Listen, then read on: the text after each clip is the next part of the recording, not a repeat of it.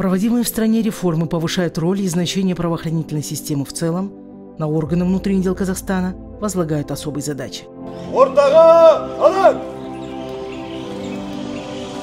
Генерал-майор Мырза, Алматы қаласы полиция департаментінің жеке құрамы Қазақстан Республикасының полиция күніне орай салтанатты сапқа тұрғызды.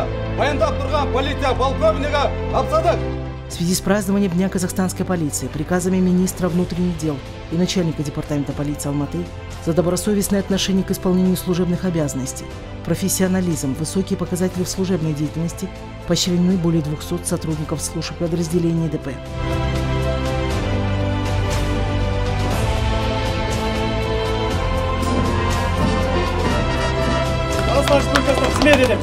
Жиырмасыншы маусым Қазақстан полициясы күні.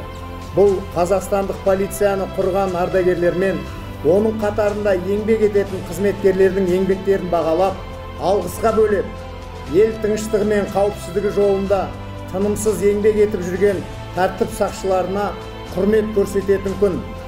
Полицияның кәсіби қызметі зор жауапкершілігімен, тәуекелге бел бууымен ерекше құнды.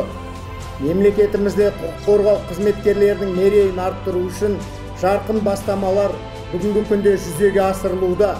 Безопасность и покой алматинцев доверено обеспечивать крупному и многофункциональному государственному органу Департаменту полиции, в котором днем и ночью, независимо от праздничных и выходных дней, трудится свыше 6000 сотрудников.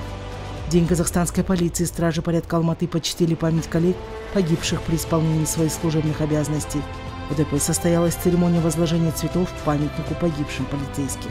Выступая перед гостями, руководитель алматинского ДП Арстан Ганизапаров отметил, что за годы независимости при исполнении служебного долга погибли 83 алматинских полицейских, 37 из них в непримиримой борьбе с преступностью.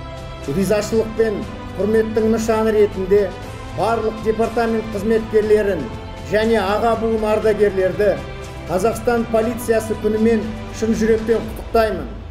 Еліміздің қорғандары, полиция қызметкерлерінің еңбектеріне табыс, қызметтеріне сәттілік пен абырой тілеймін.